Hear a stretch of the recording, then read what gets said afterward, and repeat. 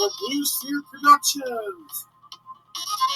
Come see me every Friday on Facebook Live, 10 a.m. We'll see you. Come join my evil empire and try to stop my evil plan. The J.A.W Show.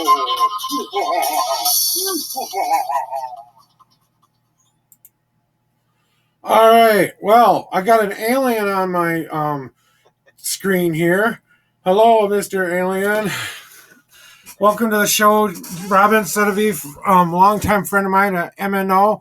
And I just wanted to say thank you for coming on here today and welcoming you to the show.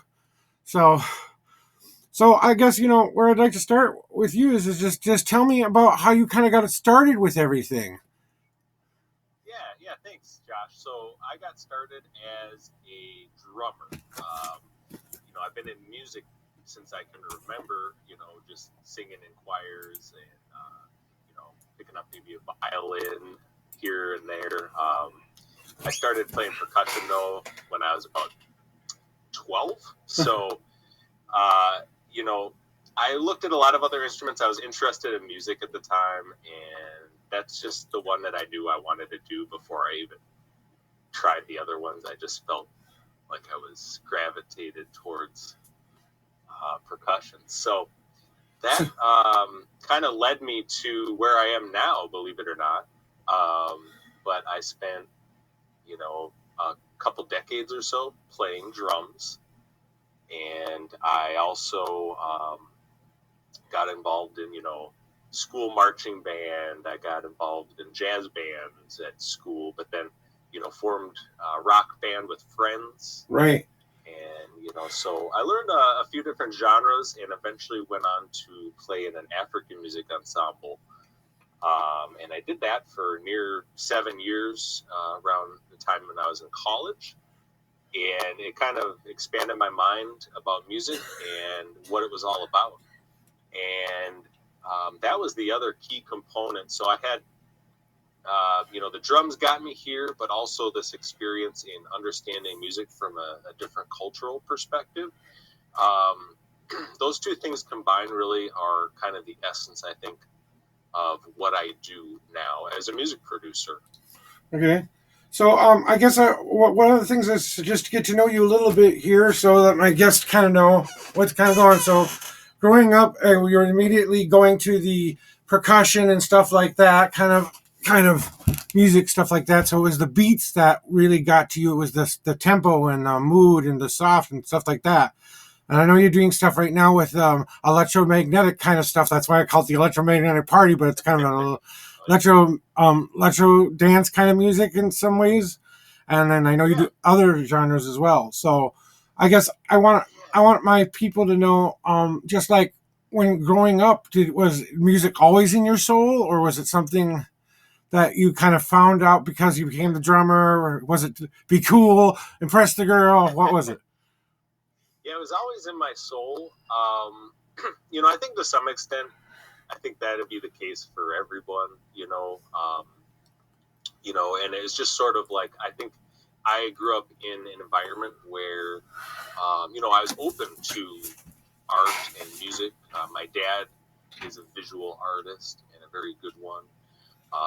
And so, it's, I remember dancing, or at least hearing about myself when I was maybe, 3 years old in front of the record player, putting scratches in my dad's records because I was bouncing up and down and turning the knobs on the so you were the kid who was playing DJ before you became DJ. Gotcha. Yeah, exactly. Yeah. So I've heard some of what you've worked on through the genres. What kind of made you move towards the stuff you're working on now, becoming a producer, stuffing like that? Like what really drove you to saying, I want to create, not just, put stuff out there for other people, Yeah, I think the first time I recorded was on a cassette 4-track player, kind of a vintage box with some knobs, representing the different 4 tracks that you could record into at once on a cassette tape. And so a friend of mine and we recorded an album together in high school on cassette tape in our garage. And had, it was a rock album. And so that was kind of the genesis, really, of my recording experience. Fast forward, I always tried to get my hands on some equipment or something here and there where I could work with MIDI technology, anything where I could record myself playing hand drums or, layering different percussive patterns together was always interesting to me. But it really wasn't until about 5 years ago I actually got my hands on that equipment and really felt drawn and ready to kind of invest my heart and soul and all my time into production. Right. So, I kind of always had that inclination, but what I found is that once I had the most basic kind of input where I could use some synthetic drum pads to create different rhythms and even play instruments on the computer that I had, then I realized that, I can make some pretty interesting music with very little equipment. So even though, I had a background in playing, organic drums, playing with organic instruments, and it was, I found that it was still very fulfilling just to put together, electronic drums, synthesizers, virtual instruments, and things that I could do with very little equipment. Cool. So I know you have your own show that's on YouTube and on Facebook as well. That's on what day is it again?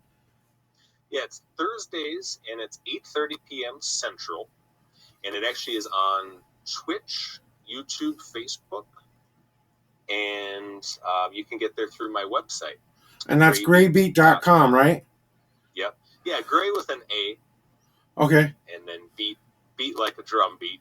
All right. Well, we put that information in there. I also put a link to your Graylinks page, so if people like your music and want to come be a fan or something like that, it's always... Yeah, exactly. You can, check out my stuff, and if you do like it and you want to get a behind-the-scenes info and interest in kind of who I am and everything, you can just sign up for free at go.graybeat.com and become a Graylien.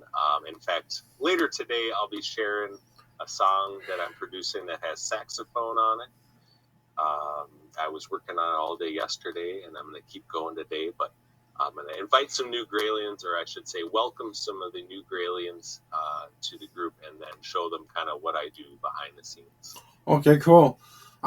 So I've heard about the music and the passion and stuff, but I guess I want know a little bit more about you. Like, what when you're creating this, is there a specific kind of thing that drives you with putting your music together? Is it a certain kind of a sound? Is it just you listen to it and let it come to you kind of a deal? Is there a process? Yeah, there's a process, and I would say most of what I do is hone that process and try to figure out how to make it the best it can be. A lot of production and what the final output is just based on how you got there. And so there's so many different ways to create a song. I've really spent a lot of time each time I create a song trying to hone and create a method that can be applied to all the songs in the future. So right now, my process is much different than when I started. Right. And it's for a good reason. So right now, I'll tell you what I do is that I will start on a lead melody, whether that's vocals or not. And if it's vocals, I'll include lyrics. And so I'll basically come up with a basic emotional expression, what the subject of the song is about and what I want to express. Right. Then I'll add in the chords, the basic chords, just on a piano or something to fill it in. And then that'll kind of create the structure of the song. I'll try to create a few different parts. And I won't necessarily worry too much about the arrangement. I'll have the sort of emotional thrust of the song and the chords. And then from there, I'm going to choose what the main sound of the song is going to be. Maybe that's a guitar or a piano, or in the case of the song I'm working on now, it's a saxophone. And then from there, add in drums. I'll actually eventually record a real vocal part, but I'll put a scratch vocal part down to begin with the drums and the signature sound of the song. And then from there, work on filling it in with overdubs and arranging the song, leveling the song, and getting it ready for mixing, and then doing the mixing. When I first started out, however, I literally would just sit down, completely blank mind, no idea what I was going to produce. I just enjoyed just being there, Right. playing sounds and being able to create something. Right. And I never knew, there's so many different sounds out there. I didn't know where I was going to go, and it was a lot of fun at that time. This would have been around the time of my first EP, Whalestrom, about 4 or 5 years ago, before that came out. And so a lot of those songs just came about because I sat down one day and I came up and I wanted to learn something mostly. Right. So I had a blank mind, but I had so many questions that I had to teach myself this. No one taught me how to do it. So I would look up stuff online. I'd deduce how to do things. I would just turn knobs that I didn't understand what they did, just to try to figure out maybe what they did. I would come up with some interesting things that maybe were a little unorthodox as a result, so that's a totally legit way to go about. But I understand that creative process because I'm an artist as well. Only I do things more on physical media, not a lot of sound. I do this show, but when you talk about the stuff that I do on as an artist kind of stuff, I paint, I draw, I do other things like that. So I understand that creative process getting going, and then you kind of go, okay, right now I'm just looking at this blank thing and going, what do I want there? And then I think what emotions are stirring up in me and what things are going forward, stuff like that. So I understand that process very, very well. It's a step-by-step process, and sometimes it's got to be organic. Sometimes you get the most fun stuff being organic, and then just going, like you said, turning a couple knobs, not knowing what that sound's going to make it do or anything, and then you find a cool sound you get to use somewhere else, So absolutely. In fact, the song I'm working on right now, it began with sort of that blank process where I had just nothing in mind, and I came up with some cool sounds. And now I'm coming back to it 6 months later, and I'm kind of reverse engineering it. I'm sort of applying the same thought process that I use now, and trying to figure out how does that work into what I already did. And I'm kind of figuring it out, and it's actually making the song way better. Cool.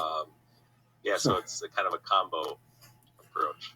Well, I know the real reason you're here today, and that's to stop my evil plan and of taking over the world and all of that fun stuff. But, I've been thinking a lot of things about what's going on in our industry and what's going on out there right now, and I think it's the time for creation, and as we move forward, because right now a lot of things went back down to basic levels. You kind of have to build everything back up again, even if you're an established person who's doing a lot of things.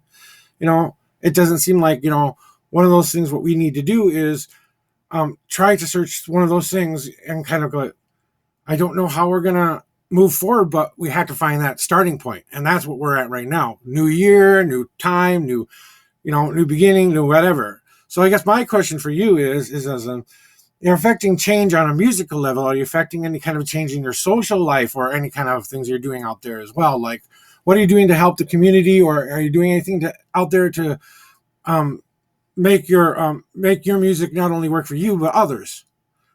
Yeah. Basically, that is what I'm doing. I didn't know that that's what I would be doing at this point. But that is kind of the prime motivation of what gets me to keep making music at this point. When I first came out with my EP, I thought it would be fun. No one knew I was doing it, and I came out with it.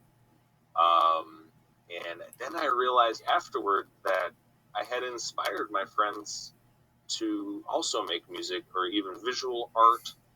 I was starting to build relationships with people on almost like a more personal and fulfilling level, I think.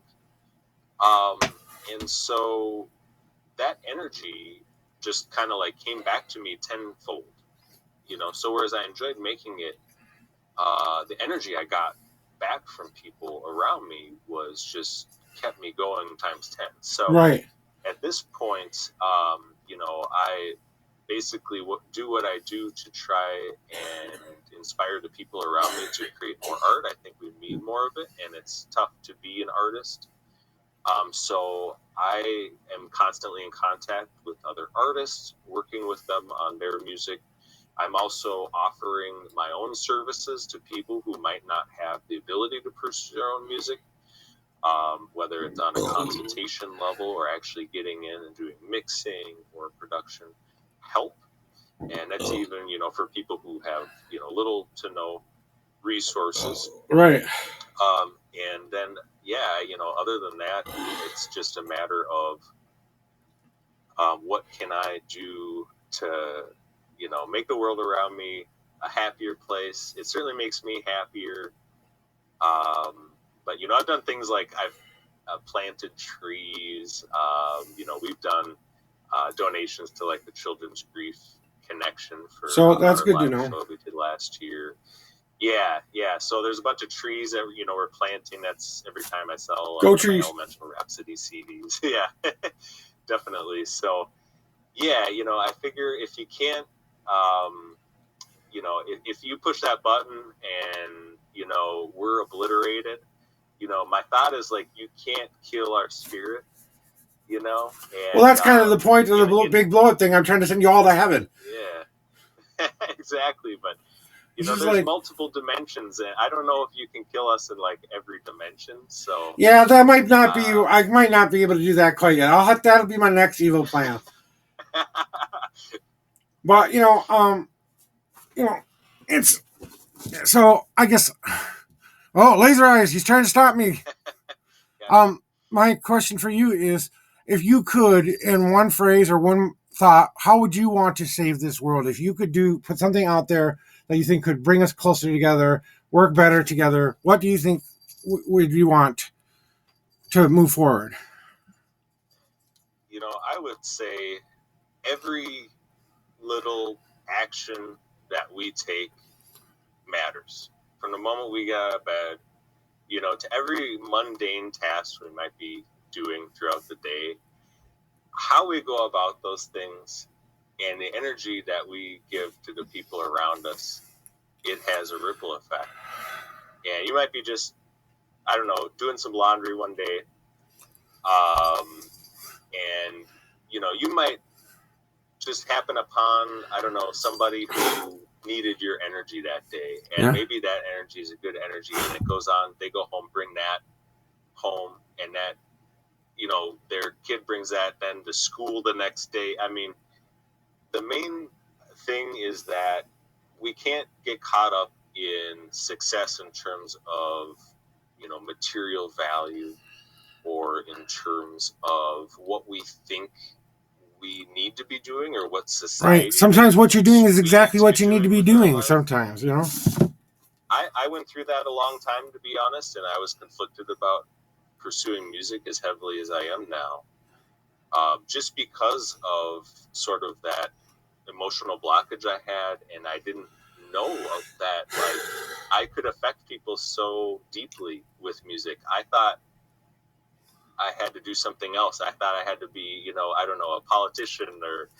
a lawyer or something, a doctor, I had to be something, but the truth is I had to be someone, and that person was myself, and I just had to find out who that was. Yeah, that's one of the most important things I talk about on my show. It's you got to know yourself first, and then after that, once you know that, things fall into place. It's like, these things that we go through every time we re-challenge ourselves and regrow, and hey, take some setbacks, take some falls, maybe find strength in the most horrible moments. Hey, I'm going through some pretty crappy stuff right now.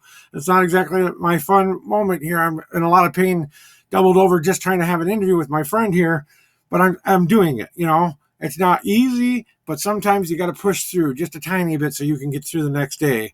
And that's what I talk about on my show, is it's just, we don't take the time to take those little things and appreciate those so much, because Your music, hey, that might be the music someone's driving down the road and they suddenly realize they need to go home that day. And they've been run away for 20 years because of something they heard on the radio or whatever. So I guess what I lastly, but not leastly, what I want to know from you is your effects change on a daily basis. Is there anything with your family or anything you do just in your general, just something you do for you, not necessarily community driven, but is there something you do for, I know the music is a big part, but is there anything else that we need to know? For the most part, I guess I like to, especially now in this new year, sort of come up with a routine that makes me happier. Right. And that really does boil down to the daily routine. It's kind of difficult right now because it's so cold outside and there's COVID and just like we're cooped up. And that's been a problem for me. But what I found is that, waking up as early as I can, and then getting some water, a good like green shake, and doing some meditation is huge. It actually helps clear my mind because there's a lot going on we all have in our mind. Yeah. And I can actually just focus on those things, those simple things that I need to get done that day. And I can kind of do it, I think, a little bit with a clearer head. Right. So that's a big thing for me right now. It just kind of helps amplify all the things that I'm trying to do right now, to make the world a better place. Sounds good to me. Well, I really want to thank you for coming here today. I know it's kind of a shorter episode, but my pain is getting too bad and I need to go lay back down. So it's about a 25-minute episode. I usually go 30, but I don't think you'll mind. Is there anything else you'd like to tell people about upcoming events or anything that's coming up you'd like to tell people about? Yeah, I would say just, you can check out @GrayBeat Music on my Instagram, Facebook. Just Google it, I guess. If, whatever your preferred channel is, Twitter. That way you can keep in contact with me. I'll always be doing shows. I'm doing a giveaway for the Graylians soon. So that's the go.graybeat.com link. Okay. I try to keep it pretty streamlined and simple, but it's sort of like once you start pulling on the thread that I've created, on the internet here, you start kind of unraveling it. You get to explore and learn a lot of cool hidden stuff about Graybeat and myself. So, all right. Well, I want to thank you for joining me here today, Robin. I really appreciate that, and I want to say thank you to all of my people for coming here. Don't forget to go check out all that stuff, or I'm gonna start my evil plan early. So, all right. Well, thank you for being part of the show today, and I really, really appreciate it, my friend. So, my pleasure. Thanks so much, Josh. Thank you. Hope you feel better. Get some rest. All right. I will stay online for a second here. Awesome.